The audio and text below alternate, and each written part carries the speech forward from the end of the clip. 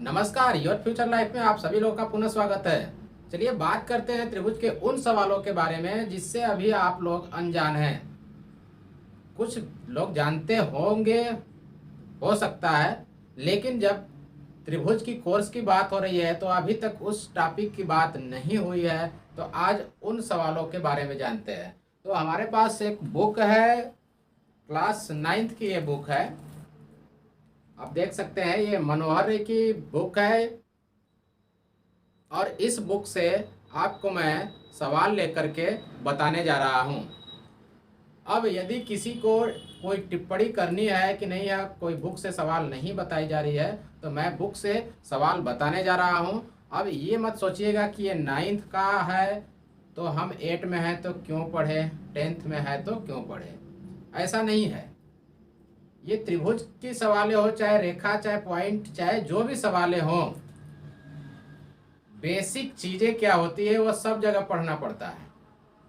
यदि आप क्लास 6 में है तो आपको इक्वेशन यानी समीकरण पढ़ना पड़ेगा, आपको वर्ग यानी स्क्वायर के बारे में जानना पड़ेगा, त्रिभुज के सवालों के बारे में जानना पड़ेगा, चतुर्भुज जानना पड़ेगा, वृत्त जानना पड़ेगा, सांख्यिकी को जानना पड़ेगा। ये सब 6 में है तो जानना पड़ेगा, 4, 5 में भी जानना पड़ता है। ऐसी बात नहीं है। बस रहेगी कि उसकी लेवल जो होता है लो और हाई होता है, बस इतना तक होता है। अब ये नहीं कि हमें क्लास 4 या 5 में ऐसी चीज़ें पढ़ा दी जाए जो हमारे सर के ऊपर से यूं निकल गया, पता नहीं चला। ऐसा नहीं, बढ़ता जाएगा। लेकिन क्लास 8, 9, 10th की तो बात लगभग सेम टू सेम होती है, थोड़ा थोड़ा बेस आगे पीछे होता है। यदि आप हिंदी माध्यम, इंग्लिश माध्यम, सीबीएसई, आईसीएसई, ये सब बेस पे जाएंगे ना, तो आपको कहीं लगेगा कि अरे यहाँ जो हम वहाँ पे 10 में पढ़ सकते थे, यहाँ पे तो 8 में ही पढ़ रहे हैं, क्लास 8 में ही पढ़ ले रहे हैं। तो समझ चुके होंगे कि मैं कहना क्या चाह रहा हूँ। मैं यही बताना चाह रहा हूँ कि ये त्रिभुज की जो सवाल है केवल 9 से बताऊंगा। केवल 9 की सवाल तो हो सकती है, लेकिन उसके बेस जो होता है, जब से आप पढ़ना शुरू करेंगे तब से आपको जानकारी यदि रखे रहेंगे तो आपको त्रिभुज में कहीं पर भी परेशानी नहीं हो सकती है। चलिए अब देर न करते हुए स्टार्ट करते हैं। इस बुक्स में जो त्रिभुज की सवाल दी गई है उस सवाल को हम देखेंगे, कौन सी सवाल, कैसी सवालें आती हैं, उनको धीरे धीरे करके 1, 2, 3, 4 जितना वीडियो बन सके, जितनी सारी सवालें होंगी उन पर एक एक करके जितनी प्रकार की सवालें होंगी टिप्पणी होगा। तो चलिए शुरुआत करते हैं। पहले हम बुक में सवाल खोज लेते हैं। अब चले जाएं, हम कहाँ पर चले जाएं, त्रिभुज के चैप्टर में चले। अब त्रिभुज का चैप्टर आप देख सकते हैं, यहाँ पे त्रिभुज का चैप्टर दिखाई दे रहा है। तो अब ये त्रिभुज के चैप्टर में से आपको सवाल यहाँ पर दिया क्या हुआ है, सर्वांग समता।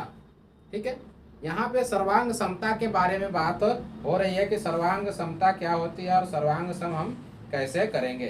तो अब पहले हम कोई भी सवाल लेने से पहले हमें क्या करना होगा कि सर्वांग सम के बारे में जानना होगा।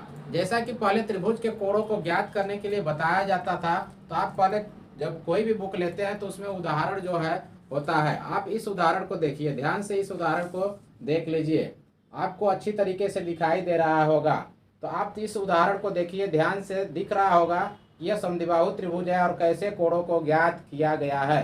तो आपको अच्छी तरीके से दिखाई दे रहा होगा कि किस प्रकार से इन कोणों को ज्ञात किया गया है। तो ऐसे सारी सवालें बताई जा चुकी है। तो वहाँ पर यह था कि वो अपने से सवालें बताई गई थी बिना बुक की। तो बुक में भी वैसे ही सारी की सारी सवालें आती है, केवल मान इधर का उधर हो सकता है, मान बदल सकता है। तो हम बात कर रहे हैं कि यह कोणों के अज्ञात कोणों को ज्ञात करने के लिए तो हम लोग जो है कि इन अज्ञात कोणों को ज्ञात कर सकते हैं, क्योंकि पिछले वीडियोज में सीख चुके हैं। तो अब सर्वांग समता के बारे में बात करेंगे कि सर्वांग समता होती क्या है, उसके बाद हम इन सवालों को सॉल्व करेंगे। तो चलिए सर्वांग समता की बात करें।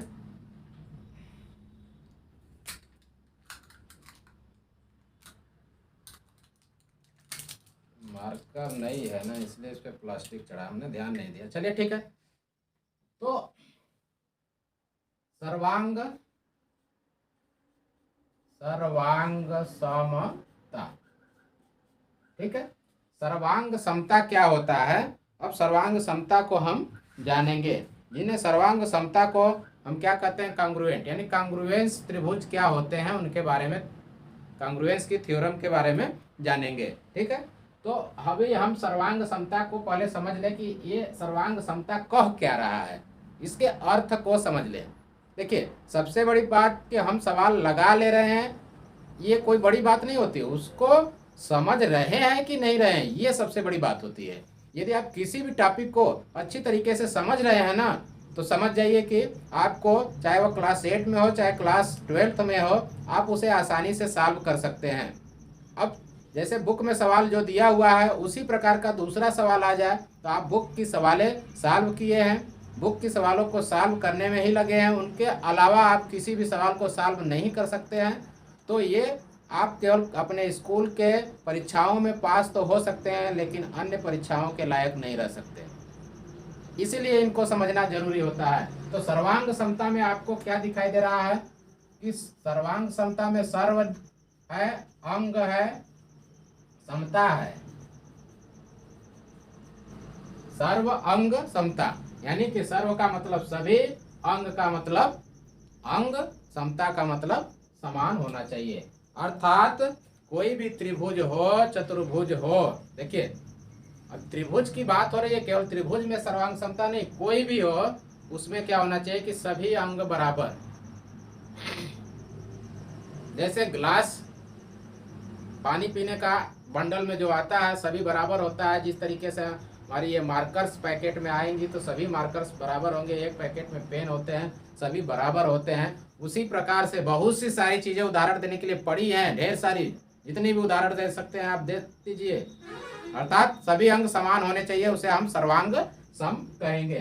तो यहाँ पे आपको समझ में आ चुका होगा कि सभी अंग समान जहाँ हो गया उसे सर्वांग समता कहेंगे, यानी उन तीनों को जोड़ देंगे। तो अब जैसे कोई दो त्रिभुज है, अब क्या है, यह एक जैसा दिख रहा है, यदि एक जैसा दिख रहा है तो हमें पहचानने में कोई भी प्रॉब्लम नहीं होगी, हम आसानी से पहचान लेंगे कि यह समान है या नहीं। लेकिन अब यह त्रिभुज जो है कुछ इस प्रकार से बना दिया गया, तो हमें क्या होगी कि अब इसमें थोड़ी कठिनाई हो सकती है कि यह समान है या नहीं।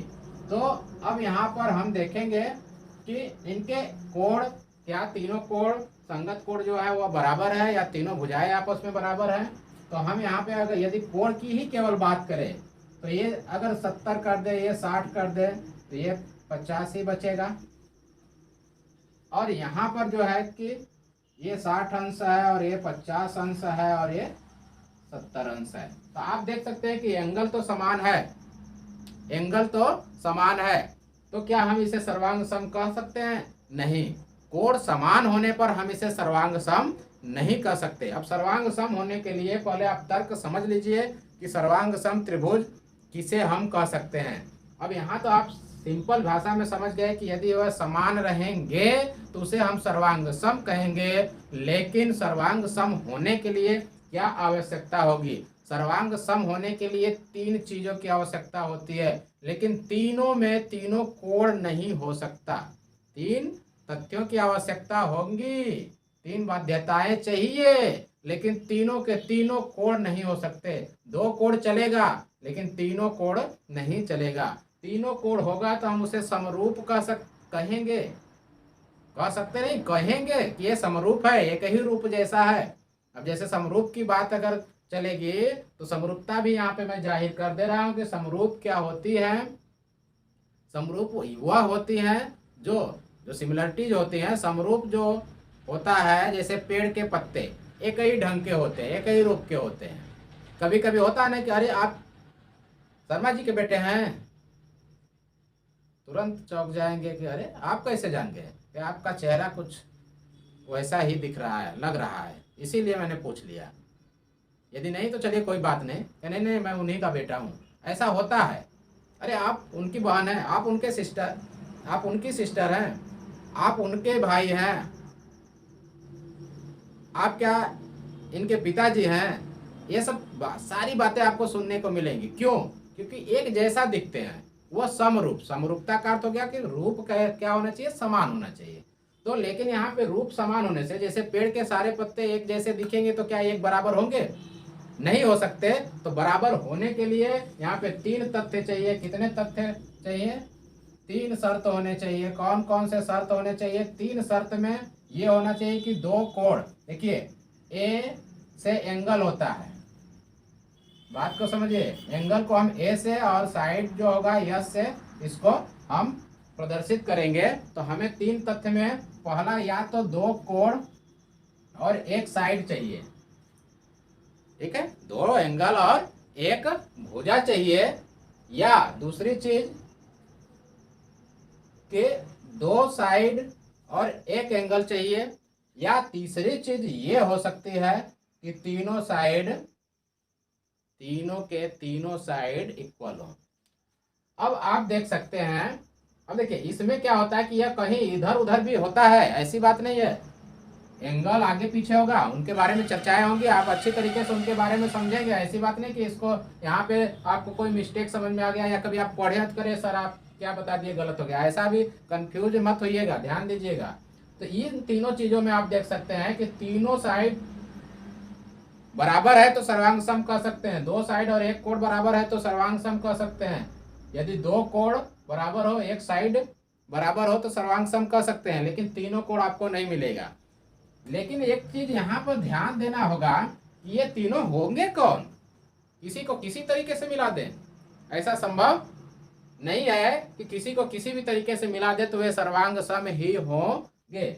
अब जैसे यहाँ पे आप ध्यान देंगे कि 60 और 50 इस साइड पे बन रहा है और इस साइड पे बन रहा है, और ये साइड इसके बराबर हो और ये साइड इसके बराबर हो, तो हम कह दें कि यह सर्वांग सम हो, तो ऐसा संभव नहीं है। मान लीजिए हमें एक ही साइड के बारे में बात कर लिया, हमने एक ही साइड के बारे में बात कर लिया, तो अब देखिए ये 60 और 50 के बीच का साइड है, नहीं देखिए हम इसको और इसको बोला गया था ना, 60 और 50 के बीच का, और ये 60 और 70 के बीच का है, तो ये सर्वांग सम कहाँ से हुआ?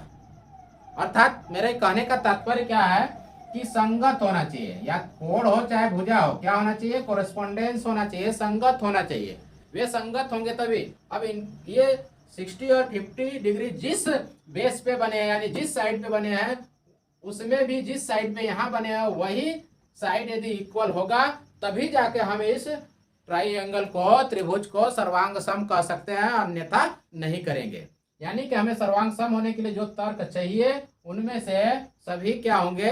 यदि कोण बराबर होंगे तो संगत कोण होने चाहिए। ये संगत नहीं माना जाएगा यदि इस साइड को हटा के इस साइड को इक्वल कहा जाए, तो ये क्या हो गया? देख रहे हैं संगत, क्योंकि इसी भुजा पर ये दोनों बने तो इसी पे ये केवल टेढ़ा किया गया। अगर उसको हम इसका कान पकड़ के ससुरा को सीधा कर दे तो वो भी उसी तरीके से दिखेगा। दिखेगा कि नहीं दिखेगा?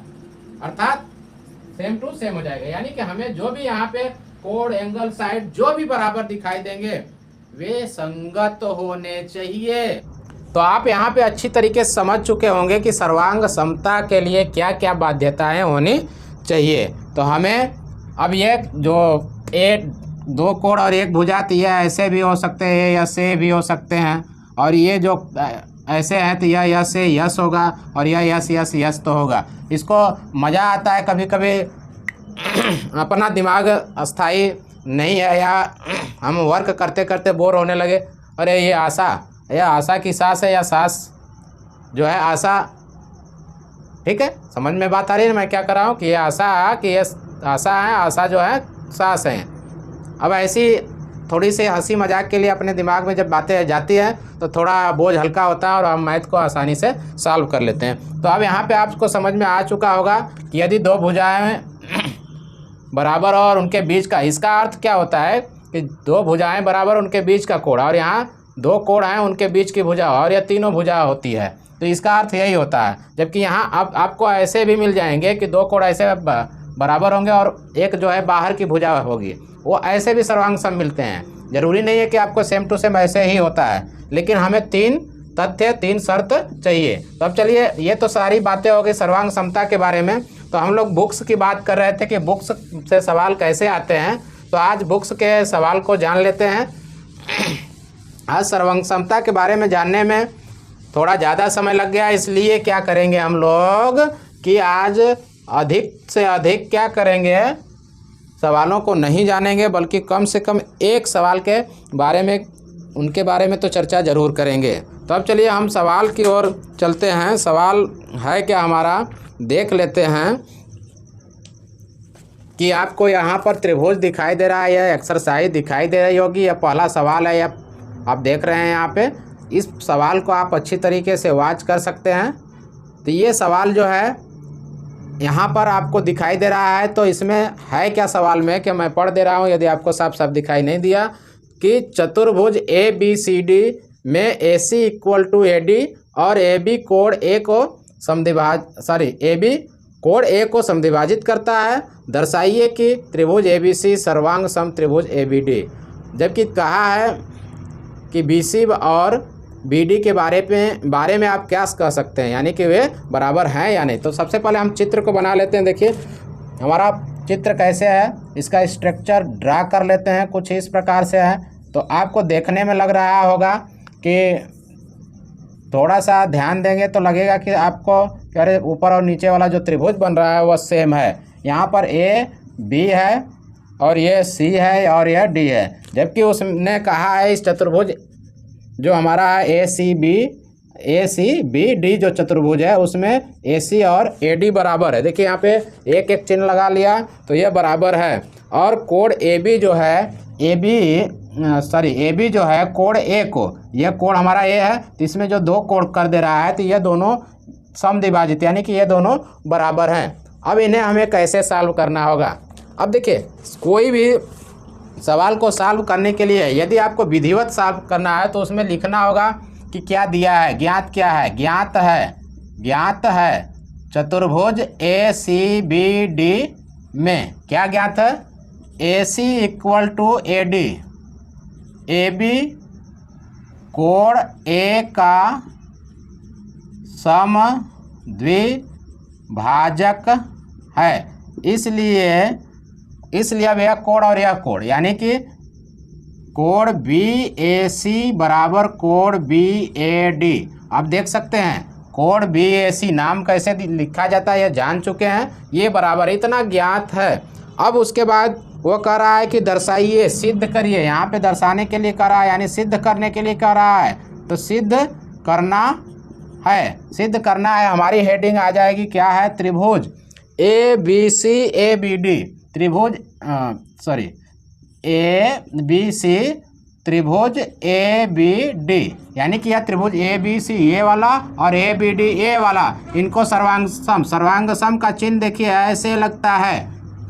ये जो वायरस है ना, इक्वल के ऊपर एक वायरस लगा देंगे जो होता है ना ऐसे, वो क्या हो जाएगा, इनको पूरा का पूरा पढ़ेंगे हम, सर्वांग सम पढ़ेंगे। इनको सिद्ध करना है। तो अब हम लोग क्या करेंगे, हल करने चलेंगे।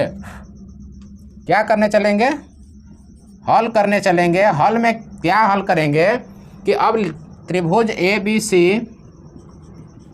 ABC और त्रिभुज ABD में देखिए जिन त्रिभुज को सर्वांग सम करना होगा ना, उन त्रिभुजों में झांकेंगे। क्या करेंगे, उन त्रिभुजों में जाकर के झांकेंगे, देखेंगे उसमें क्या क्या हमें दिखाई दे रहा है। जो चीज़ें दिखाई दे रही हैं, कौन कौन सा चीज़ बराबर है, उनको संगत चीज़ों को देखेंगे, वाच करेंगे। उसके बाद आसान हो जाएगा, हम लिख देंगे कि यह सर्वांग सम है। अब देखिए जब दोनों त्रिभुज में जाएंगे तो ध्यान देंगे कि वो पहले से AC इक्वल टू AD, यहाँ पे आगे ब्रैकेट में लिख देंगे ज्ञात है। ठीक है, यह पहले से ज्ञात है इसलिए हम लिख देंगे। अब यहाँ पे कोण BAC बराबर कोण BAD। देखिए अब ये तो इस त्रिभुज का साइड है और यह इस त्रिभुज का, और यह कोण इस त्रिभुज का, यह इस त्रिभुज का है। तो ये भी क्या है, ज्ञात है। ज्ञात इसलिए है कि यह यहाँ पर AB जो है कोण A का समद्विभाजक है। ठीक है, अब तीसरी चीज़, अरे यार दो चीज़ से काम बनने वाला नहीं है, तीसरी तो चाहिए ही चाहिए सर्वांग सम करने के लिए। तो तीसरी चीज़ पर चलते हैं कि तीसरी चीज़ है क्या। तो तीसरी चीज़ अगर ध्यान से देखेंगे ना, और ये AB जो है अगर हटा दे तो ये दोनों त्रिभुज बनेगा। ये दोनों त्रिभुज बनने वाला नहीं है। तो जब यह दोनों त्रिभुज बनने वाला नहीं है तो हम क्या करेंगे, क्या करेंगे, यह दो त्रिभुज नहीं बनने वाला है। तो अर्थात इस ए बी को ध्यान से देखेंगे कि यह दोनों में कॉमन है। बस सिंपल सी बात है कि यानी A B equal to A B, यहाँ पे कॉमन लिख देंगे। कॉमन को हिंदी में उभयनिष्ठ कहते हैं, तो यहाँ पे उभयनिष्ठ भुजा लिख देंगे। अब देखिए, ध्यान से देखिएगा कि ये भुजा है और ये भुजा, यही दोनों भुजाओं के बारे में बात हुई कि जो दूसरे त्रिभुज के भुजा के बराबर है और उनके बीच का ये कोण है। अर्थात कि हमें 3 तथ्य मिल गया कि जिसके आधार पर हम इन दोनों त्रिभुज को सर्वांग सम कह सकते हैं। तो इसलिए जब कह सकते हैं तो यहाँ लिखेंगे ना, इसलिए त्रिभुज ए बी सी सर्वांग सम त्रिभुज ए बी डी लिखेंगे। क्यों लिखेंगे, किस सर्वांग समता से आया, तो देख रहे हैं कि भुजा के बीच में यहाँ कोण दिखाई दे रहा है। जो हम जिन संगत भुजाओं के बारे में कह रहे हैं वो इनके संगत आपको यही दिखेंगे और इनके संगत कोण यही दिखेंगे। अब यह नहीं कि इसका संगत ही है।